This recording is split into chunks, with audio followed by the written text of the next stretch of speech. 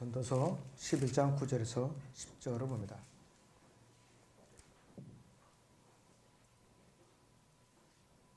오 청년이여 내 젊음을 즐거워하라.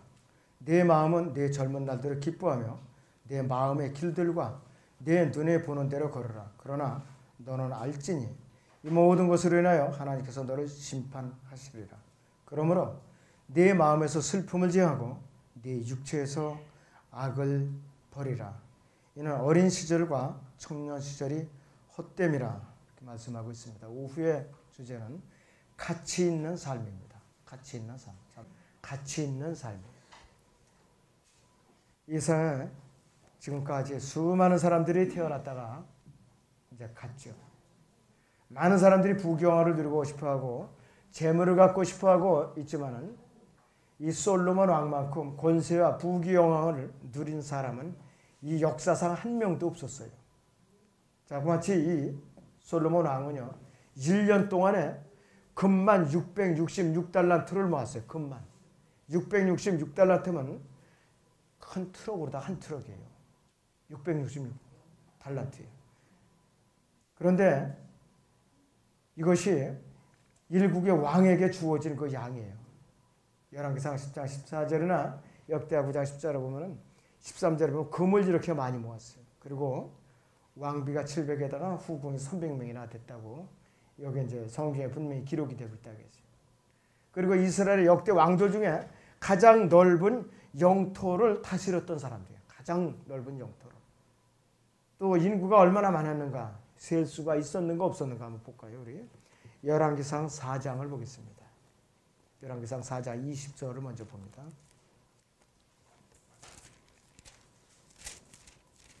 거기 열왕기상 4장의 20절을 봅니다.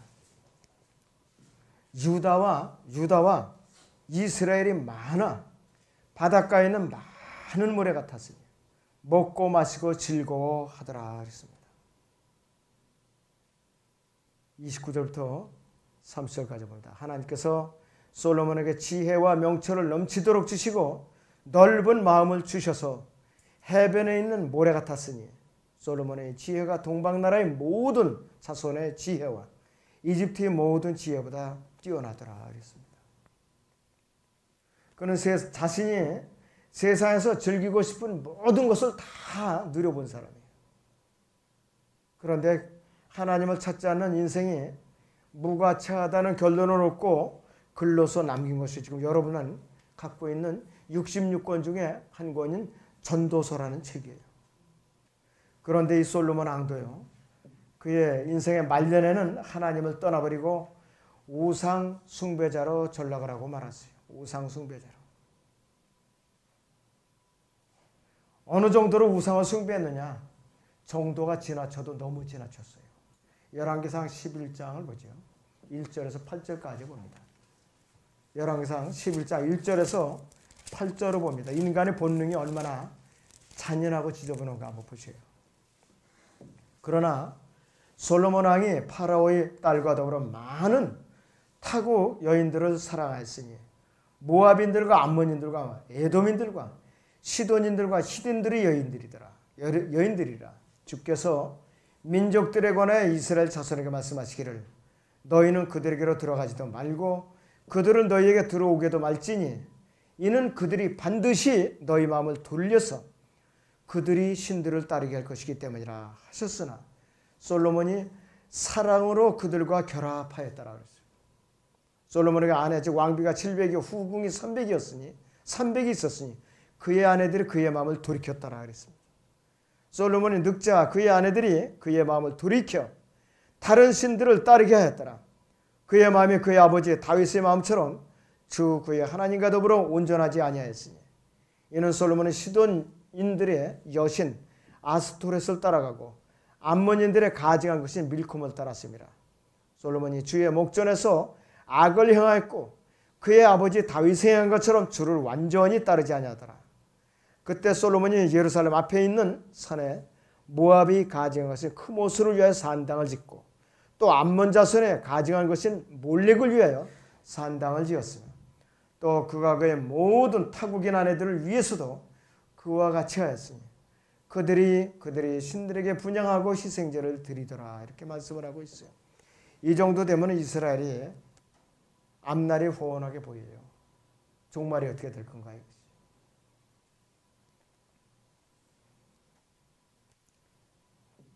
솔로몬도요, 처음에는 아주 겸손한 사람이었어요.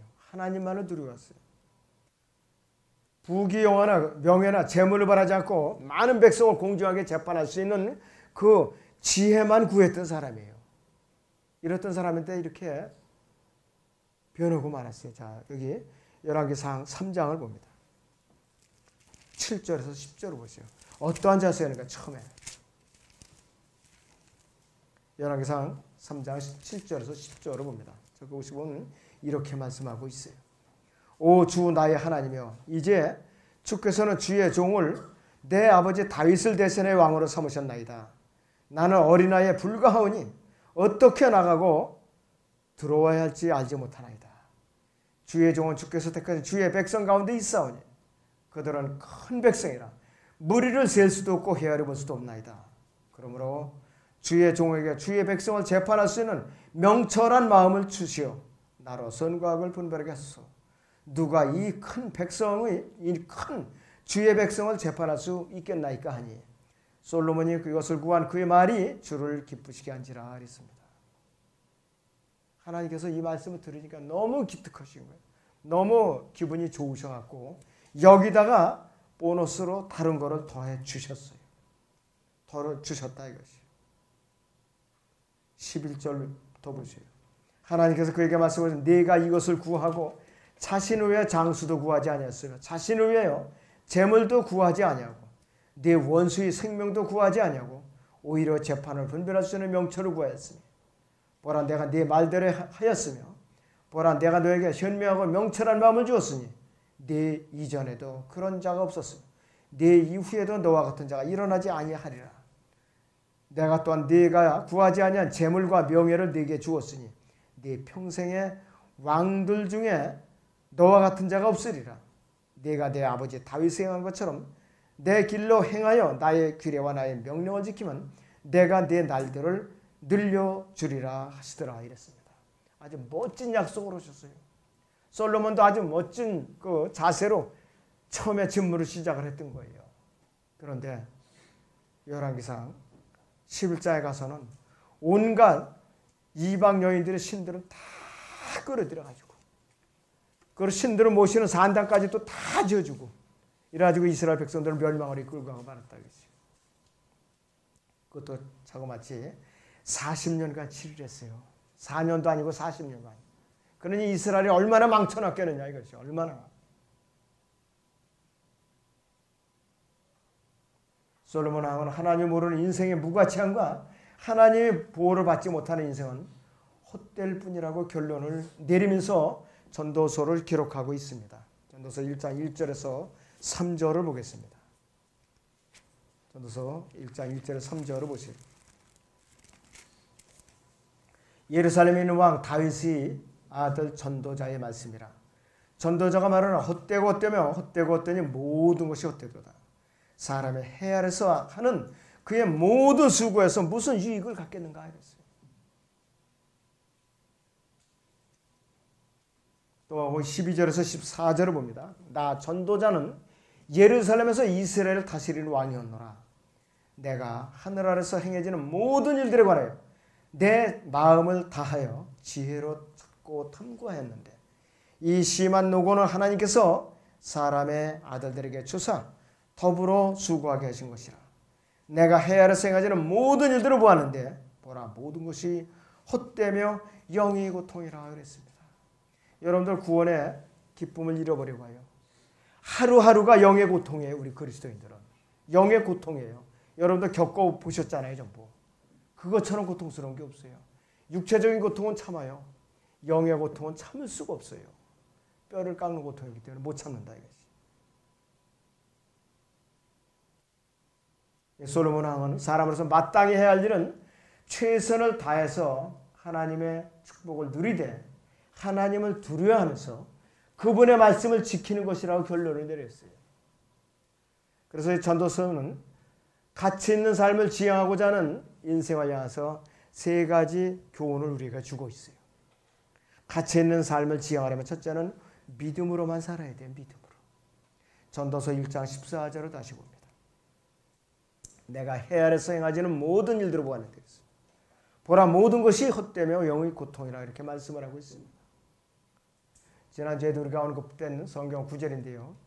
야고보서 4장 14절에서 야고보서는 이 야고보서 이제 사도는 이렇게 우리에게 알려주고 있죠. 너희가 내일 일어날 일을 알지 못하나니 이랬어. 너희 생명이 무엇이냐? 잠깐 보이다 사라지는 안개니라 이렇게 경고하고 있어요. 여러분들 안개가 아주 유난히 짙은 날이 있어요. 아주 짙은 날이 있어요. 그런 날은 이 안개가 좀 오래 가겠구나. 하루 종일 가겠지. 기분에 이렇게 들어요. 근데 활동을 하다 보면 어느 순간에 안개가 안 보여요. 그 짙은 날도. 그것이 인생이라 이거죠. 내가 안심하고 마음 턱 놓고 딴전을 부리다가 주님이 갑자기 오셨다 이거예요. 그때 나의 난처하면 그거를 어떻게 내가 내 표현할 것인가. 그때를 대비하면 정신이 바짝바짝 들어야 돼요. 여러분들. 바짝바짝 들어야 돼요. 하나님께서 이스라엘 죄 아무리 죄 없다고 큰 소리 치고 자신이 의롭다고 주장하는 사람들에게 한마디로 결론을 내리셔요. 한마디. 로마서 3장 10절을 보시고 아주 간결하게 결론을 내리시오.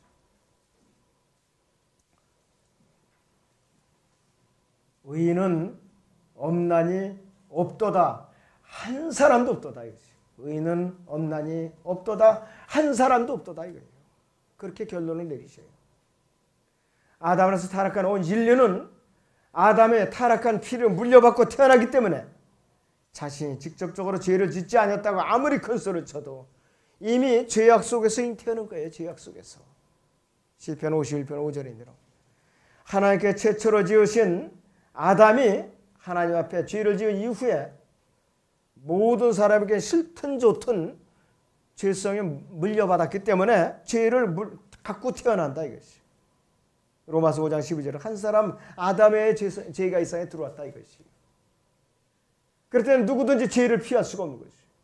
선행이나 도덕이나 종교심으로 죄의 문제를 해결해 보겠다. 이게 불가능한 일이죠. 인간의 의는 하나님 앞에 썩은 걸레에 불과한다. 이사야서 64장 6절인 대로 우리 의가 아무리 끗끗하다고 이제 주장할지라도 더러운 권리에 불과하다 이것이. 아담 안에서 죄인된 우리 죄악된 인간이 할 수 있는 것은 뭐냐? 나의 죄를 대신해서 갈보리 십자가 희생제물로 드려지신 예수 그리스도, 성경대로 죽으시고 장사되시고 성경대로 셋째 날에 다시 살아나신 그 사실을 내가 받아들이고 예수를 개인의 주와 구세주로 영접해 드리는 것만이 유일한 길이라 이것이. 지옥 심판을 피할 수 있는 유일한 길은 뭐냐 이것이. 예수 그리스도 갈보리 십자가에서 흘려놓으신 그분의 죄 없는 거룩한 피를 내가 의지하는 것 외에는 다른 방법이 없어요.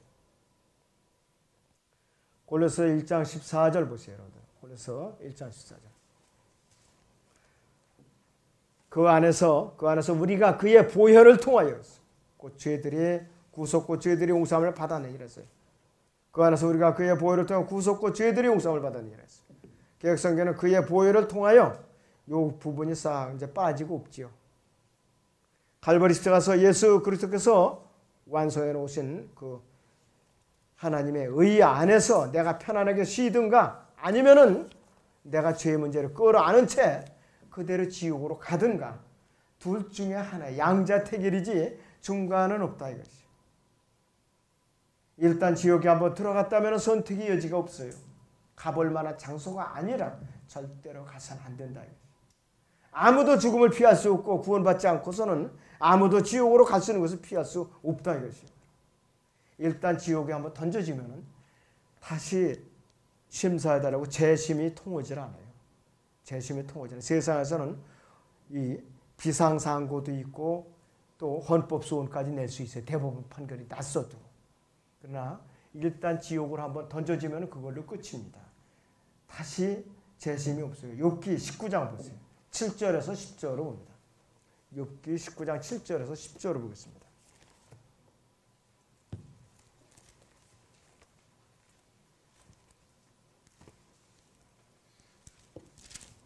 19장 7절에서 10절을 보겠습니다. 보라, 내가 잘못되었다고 부르짖으나 응답받지 못하고 내가 크게 부르짖어도 심판이 없도다. 그가 내 길을 막아 내가 지나갈 수 없고 내가 내 발걸음에 흑암을 두셨도다. 그가 또한 내게서 내 영광을 박탈하셨고 내 머리에서 왕관을 가져가셨도다. 그가 사면에서 나를 치시니 내가 죽는도다. 그는 내 소망을 나무처럼 뽑으셨도다. 그랬어요. 백보자 심판이라는 것은요, 지옥으로 던져진 사람들을 확인을 해갖고 확정 판결을 하는 자리지, 일단 지옥으로 간 사람을 고려해가지고서 형을 감량해주는 그런 자리는 절대로 아니에요. 그것을 여러분들이 잠시라도 잊어서는 안 됩니다. 과학이 여러분들 앞세워가지고서 지금 사람들이 아주 의기양양해서 복음을 거절하고 있어요.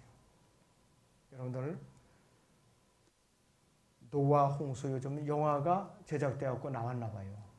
그걸 본 사람들은 다 한결같이 후회를 괜히 봤다.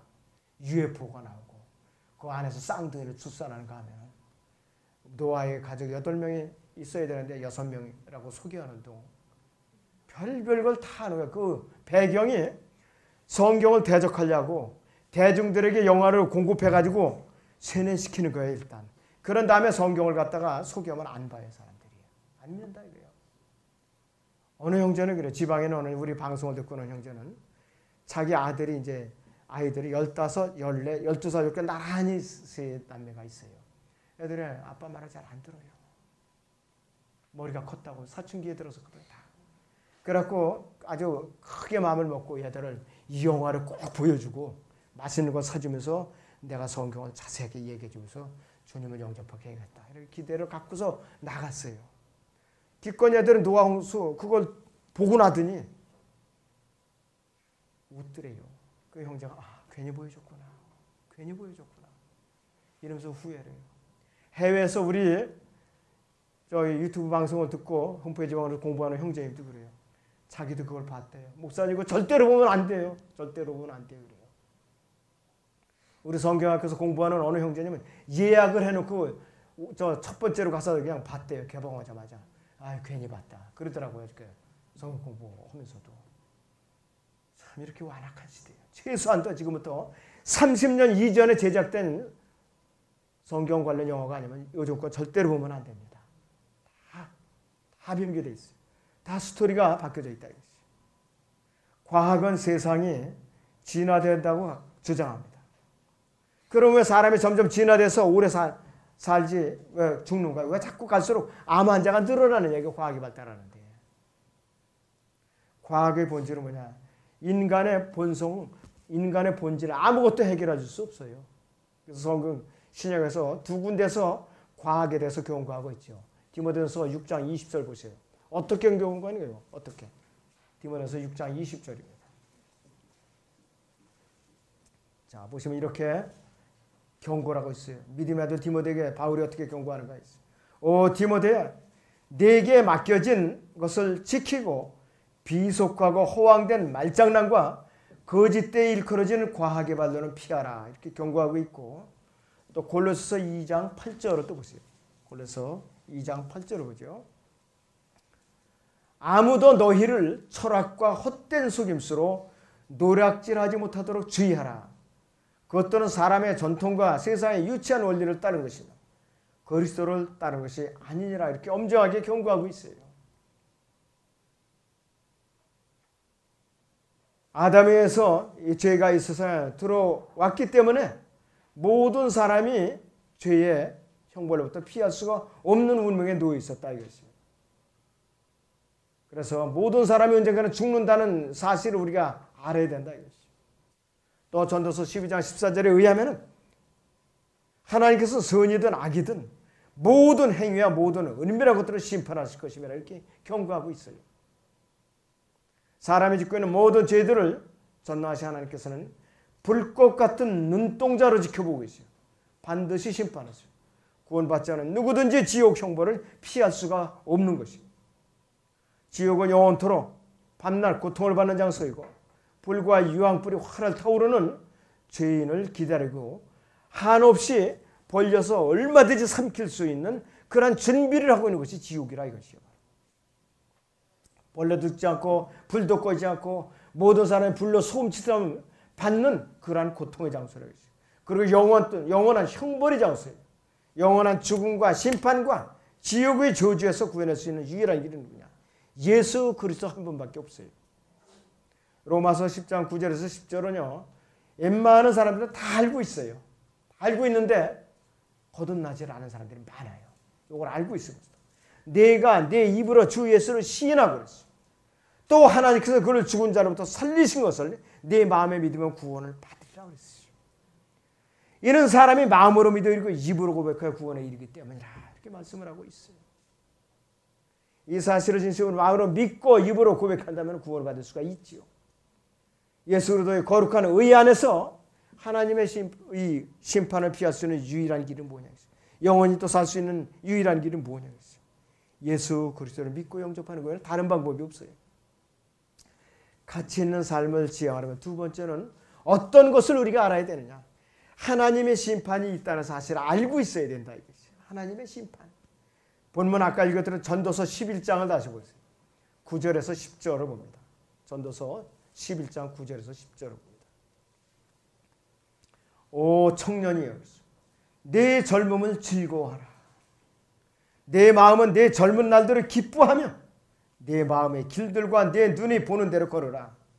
그러나 너는 알지니 이 모든 것으로 인하여 하나님께서 너를 심판하시리라. 그러므로 내 마음에서 슬픔을 지향하고 네 육체에서 악을 버리라. 이는 어린 시절과 청년 시절이 헛됨이라 이렇게 씁니다. 요즘 청소년들 보세요. 육체에서 악을 제어하라 했는데 육체에다 악을 물붓듯이 쏟아붓고 있어요. 온갖 악의 옷을 다 주워 입고 있다 이것이에요. 인터넷을 통해서 스마트폰을 통해서 또 TV를 통해서 여러 가지 음란 잡지를 통해서 이름 말할 수도 없이 우리에게 악의 물결이 몰려오고 있어요. 자기의 자식들에게 뭐라고 타이르고 그러면 요즘은 대들어요. 한 대 또 지어박았다고 고소해요. 또 임의로 고소해요. 이런 세상이에요. 이런 세상. 어떻게 나의 자녀들을 지켜야 되는가? 주님 말씀 안에서 외에는 다른 방법이 없어요. 어제도 어느 TV 방송에 나오는 게 이 교권 침해에 대해서 특집 방송을 하더라고요. 교사들이 갈수록 설 곳이 없어지는 거예요. 전부. 어떻게 학생들이 그렇게 드세게 하는지. 선생님을 갖고서 그냥 쥐잡아 먹듯이 달달 볶아야 아주 못 견디겠고 수업이 진행이 안 되는 거예요. 이렇게 완악한 세상이에요. 로마서 2장 16절을 봅니다. 로마서 2장 16절을 보세요.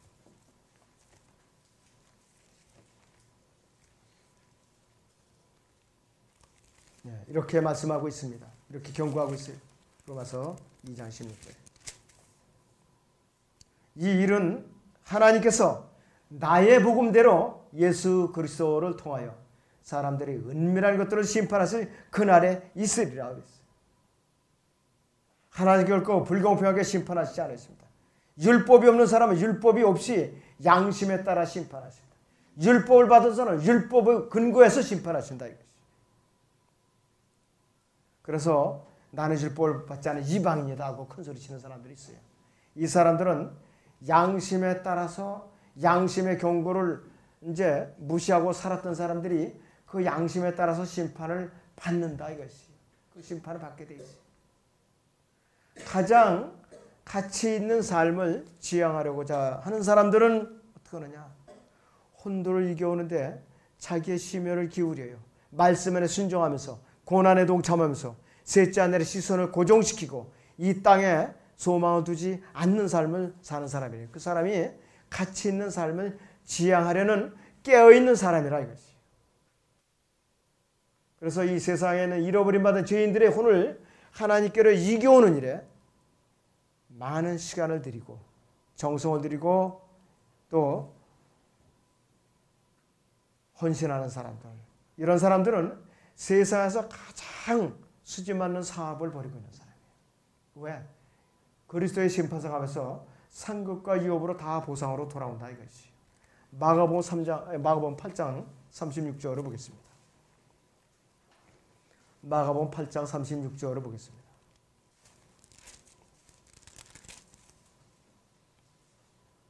사람이 온 세상을 얻고도 자신의 혼을 잃는다면 무슨 유익이 있겠느냐?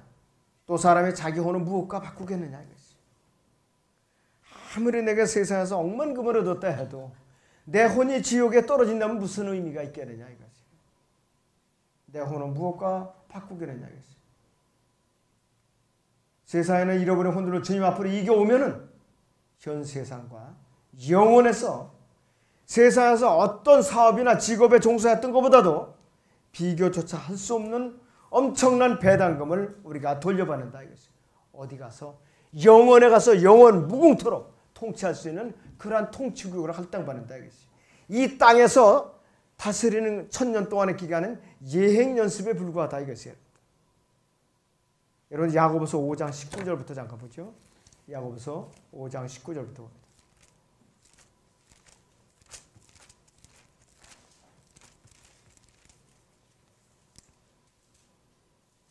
5장 19절에서 20절을 보죠. 형제들아 너희 가운데 누가 진리를 떠나 과오를 범할 때 누군가가 그를 회심하게 한다면 그 죄인을 자신의 잘못된 길에서 돌아서게 하는 그 사람은 한 사람의 혼을 사망에서 구원하게 될 것이며 수많은 죄들을 덮게 되는 것을 그로 하여금 알게 하리라 했습니다. 한 사람의 죄인을 주님 앞으로 돌이키는 것이 아주 소중한 일이라 이것이. 너무나도 소중한 일이에요.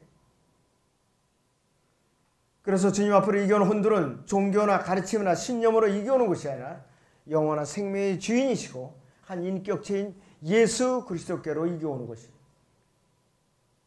자, 그래서 누구든지 육체적인 지금으로부터 벗어난다면 모든 것이 이제 다 해결됐겠지. 천만의 말씀이에요. 더 큰 일이 기다리고 있다 이것이. 백보자 심판석 앞에서 행위대로 심판을 받아서 지옥으로 던져지는 그러한 마지막 심판이 기다리고 있더라 이것이요. 이것이 둘째 사망이라고 그러는데 둘째 사망. 자, 그래서 우리가 주님을 영접했을 때 우리 혼은 구원을 받았어요. 우리는 몸의 구속을 또 기다리고 있다 이것이. 혼의 구속과 몸의 구속으로 두 가지가 해결되면 우리는 완전히 이 땅에서 끝나는 거예요. 아직 멀었어요 여러분들. 아직 멀었어요. 반드시 몸의 구속을 받기 전에 혼의 구속이 이루어지지 않으면 해결이 안 된 거예요. 그런데 어떤 사람은 구원받은 데 착각을 하고 살아요. 몸의 구속을 기다리고 있어요. 혼의 구속도 안 받았는데. 여러분들 이거 우스울 일이 아니에요. 아차하면 바로 내가 해당될 수 있다 이거예요. 내가 예리하게 자기 혼에 대해서 점검을 잘 해봐야 돼요.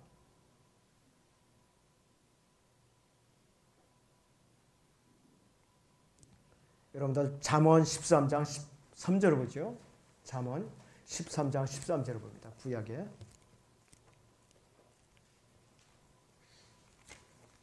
네. 거기 보시면 이렇게 말씀을 하고 있어요. 말씀을 멸시하는 자는 누구라도 멸망할 것이나 계명을 두려워하는 자는 보상을 받으리라. 14절까지요.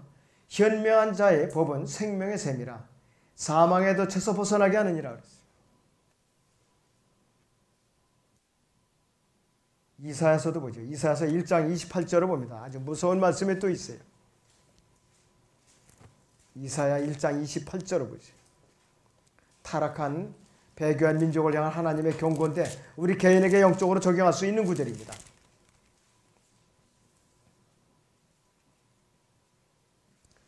범죄자들과 죄인들의 멸망을 함께 이루어질 것이요. 그랬어요. 범죄자들과 죄인들의 멸망을 함께 이루어질 것이요. 주를 저버린 자들은 소멸될 것이니라 그랬습니다.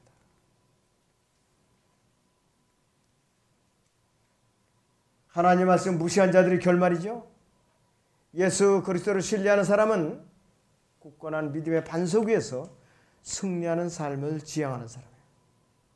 우리가 마음속 깊이 숙고해야 할 일은 인생은 어느 순간에 갑자기 끝나고 하나님께서 심판하실 때가 온다 그 사실이에요. 왜 이렇게 의학이 계속해서 발달하고 있는데 암 환자가, 고질적인 암 환자가 왜 자꾸 늘어나는가? 왜? 인간의 근본 문제는 하나님만이 해결하셔요. 예수님은 이 땅에 오셔서 직접 통치하셔야만이 모든 병원들이 문을 닫게 되는 거예요. 그때서야. 지금은 멀었어요. 아직까지도. 많은 사람들이 정기검진 오면 의뢰, 악성 종양도 아니에요. 그냥 암으로 바로 그냥 판정이 나버려요. 암으로. 자, 이렇게 바로 이 세상이라 이것이. 가치 있는 삶을 지향하려면 어떻게 해야 되는가? 하나님만을 두려워해야 돼요. 하나님만을. 전도서 마지막 장이죠. 12장 맨 마지막 절입니다. 13절에서 14절 보세요. 전체 일의 결론을 들을지니 하나님을 두려워하고 그의 계명들을 지키라. 이것이 사람의 모든 의문이에요. 이는 하나님께서 선이든 악이든 모든 행위와 모든 은밀한 것들을 심판하실 것임이라 했습니다. 그러면 여기서 하나님을 두려워한다는 것은 무슨 의미냐? 간단하게 말씀드리면 하나님께서 말씀하시는 것을 들을 만큼 그분을 두려워하는 마음이 갖춰져 있는 사람이 바로 하나님을 두려워한다는 뜻이에요. 하나님이 말씀하시는 것을 들을 만큼 그분을 두려워하는 마음 자세가 돼 있는 사람만이 하나님을 두려워하는 것이지, 그 자세가 안 돼 있는 사람은 아무리 엄중한 경고를 여기다가 이렇게 잔뜩 기록을 해놨어도 종이짝에 그냥 글씨 써놓은 거에 불과해요. 무의미하다 이것이에요. 들을 귀가 있어야 되죠. 들을 귀가 있어야 돼. 그렇다고 우리가 예정론을 주장하는 건 아니에요. 제가. 인생은 결코 모든 것이 죽음으로써 육체적인 죽음으로 끝나지 않는다 이것이. 우리가 예수 그리스도 주와 구세주로 모실 때 우리 인생에 가치가 있고 보람이 있고 의미가 있고 안전하게 보호받을 수가 있고, 또 우리는 마음의 구원의 확신을 끝까지 지킬 수가 있어요. 사람을 신뢰하고 또 사람을 두려워하고 내가 셋째 하늘을 바라보지 않으면 하나님께 등을 돌리게 돼 있죠. 믿으면서 떠나게 돼 있다 이것이. 온전한 마음으로 경배를 드리는데 힘을 쓰고 기도와 말씀으로 깨어 있고 어떻게 하면 내가 주님을 기쁘게 해드릴 수 있는 삶을 지향할 수 있는가? 이렇게 생각하면서 사는 사람은 주 안에서 하는 일 하나하나가 매사가 헛되지 않을 수 있다 이것이. 다 주님께 기억이 된다 이것이. 주님께서 다시 오시면은 우리는 그리스도의 심판서 가서 어느 날 보상을 받게 될 것이. 요한일서 3장 3절을 봅니다. 요한일서 3장 3절 보시죠. 재림이 우리에게 어떤 경고를 주고 있는가 이것이.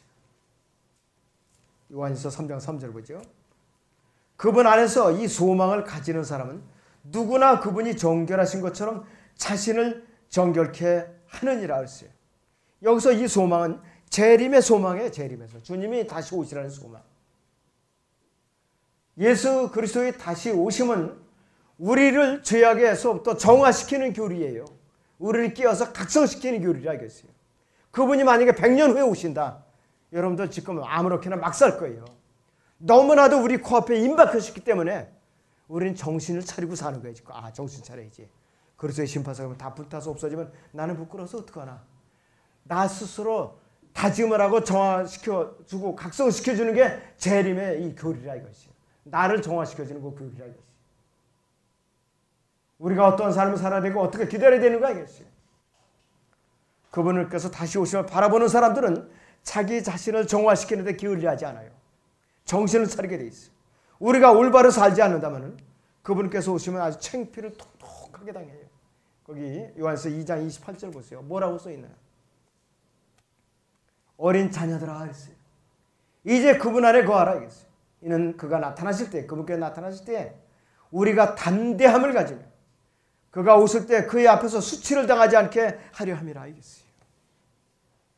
기왕이면 여러분 자랑스럽게 기다리죠. 자랑스럽게.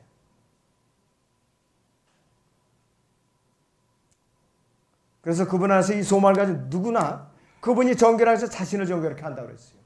여러분 디도서를 보겠습니다. 디도서 2장 11절에서 14절을 보겠습니다. 네, 그 디도서 2장 11절에서 14절을 보죠. 거기 보면 이렇게 말씀하고 있잖아요. 이는 구원을 주시는 하나님의 은혜가 모든 사람에게 나타나서 우리를 가르치시되 불경건한 세상과 불경건과 세상 정욕들을 거부하고 우리로 신중하며 의롭고 경건하게 이 현 세상을 살아가게 하시며 그 복된 소망, 곧 위대한 하나님이신 우리 구주 예수 그리스도의 영광스러운 나타나심을 기다리게 했습니다. 그가 우리를 위해 자신을 주신 것은 우리를 모든 죄악에서 구속하시고 자신을 위해 정결케 하사 선한 일에 열심을 내는 독특한 백성이 되게 하려 하심이라 이랬습니다. 이런 것들을 말하고 권면하며 모든 권위를 가지고 책망하여 아무도 너를 없인 여기지 못하게 하라 이렇게 바울이 디도에게 당부하고 있어요. 예수 그리스도의 재림은 우리를 경건하고 거룩하게 살도록 정화시키고 또 각성시키고 있어요. 우리는 예수 그리스도의 다시 오심을 고대하면서 거룩한 삶을 살 수밖에 없어요. 정상적인 마음과 생각을 가졌다면. 거기 디도서 2장 13절 다시 봅니다. 그 복된 소망 곧 위대한 하나님이신 우리 구주 예수 그리스도의 영광스러운 나타나심을 기다리게 이렇게 하셨다고 우리에게 알려주고 있어요. 그래서 우리는 문자적으로 그분의 복된 소망을 바라보고 있어야 돼요.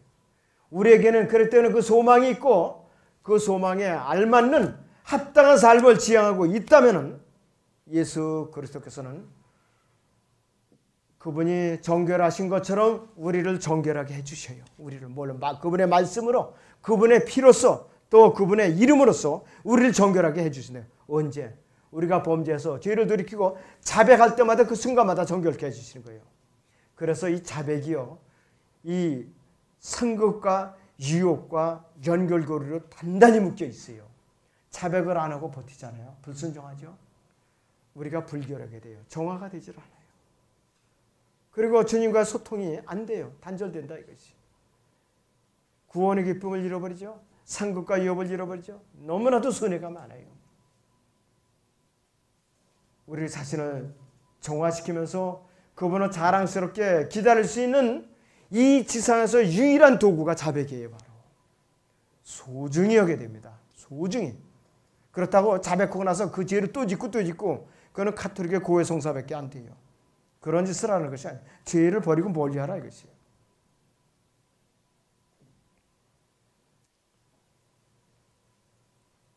자, 그래서 예수 그리스도 안에는 구원과 부활을 의뢰하고 그분의 고난에 적극적으로 우리는 동참할 때에 인생은 우리는 비로소 살만한 가치가 있어요.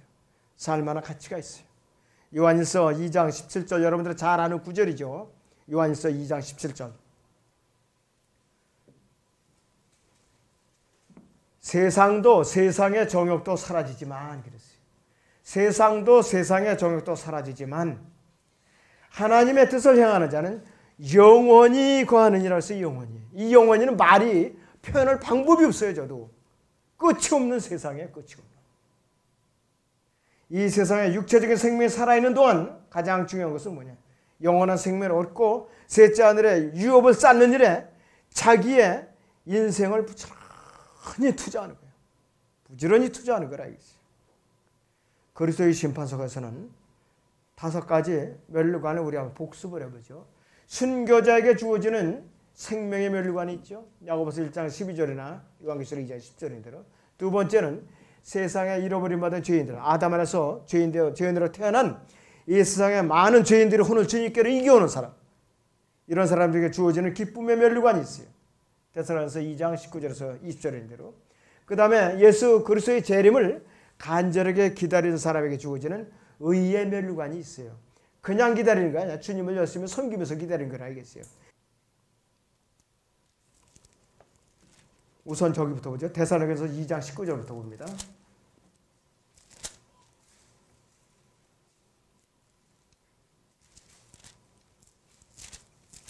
이렇게 기쁨의 면류관부터 보죠.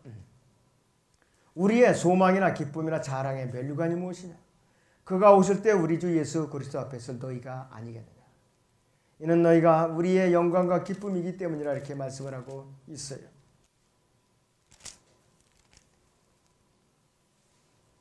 자, 그리고 또 주님께서는 우리에게 이게 이 기쁨의 멸관과 의의 멸관과 또 믿음의 선한 싸움을 끝까지 싸우는 사람에게 주어지는 절제의 멸관, 썩지 않을 멸관, 그것을 또 약속하셨어요. 썩지 않을 멸관. 고린도전서 9장 29절인데 이것은 뭐냐? 내가 분명히 구원을 받았어요. 또 내가 분명히 복음을 많이 전했어요.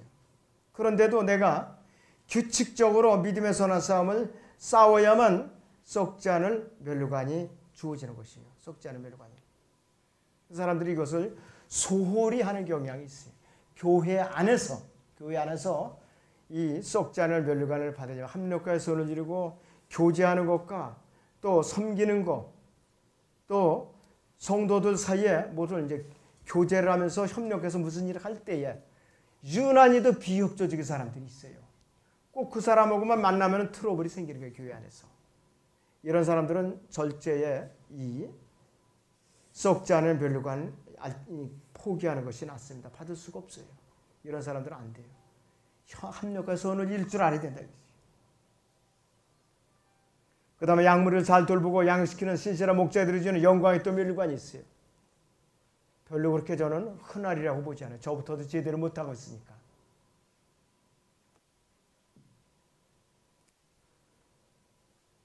그래서 이 자기 십자가를 지고 또 자기를 부인하면서 주님의 고난의 끝까지 동참한 사람들. 그래서 이 심판사를 분명히 또 유업이 기다리고 있어요. 이 땅에 주님과 함께 내려왔을 때에 우리는 어느 지역을 할당받아서 분명히 그 유업에 동참하는 그것이 기다리고 있다 이것이죠. 그런데 과연 내가 이렇게 현재 준비하면서 차근차근 준비하면서 살고 있는가, 무시하고 살았는가? 누가 나 대신 그 일을 대신해 주겠지. 그리고 상은 대신 받으려고 하는 이런 도둑놈심보도 있어요. 그것이 타락한 인간의 본성입니다. 자, 그런데 그거는 안 될 일이죠. 안 되는 일이에요, 성경적으로.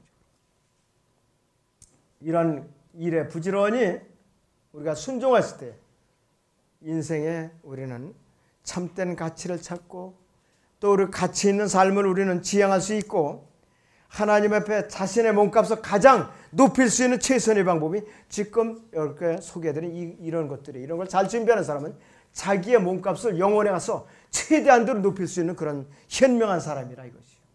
기왕이면 여러분 이왕이면 몸값을 좀 높여놓으세요. 주님이 오셨을 때에. 야, 너 몇 푼이나 주고 살이야? 부끄럽잖아요. 야, 엄청나게 많이 들어가는데 이 정도로 여러분들이 몸값을 높이면서 살라 이것이에요. 그것이 꼭 돈만 있어서 해결되는 거, 건강만 있어서 해결되는 것도 아니잖아요.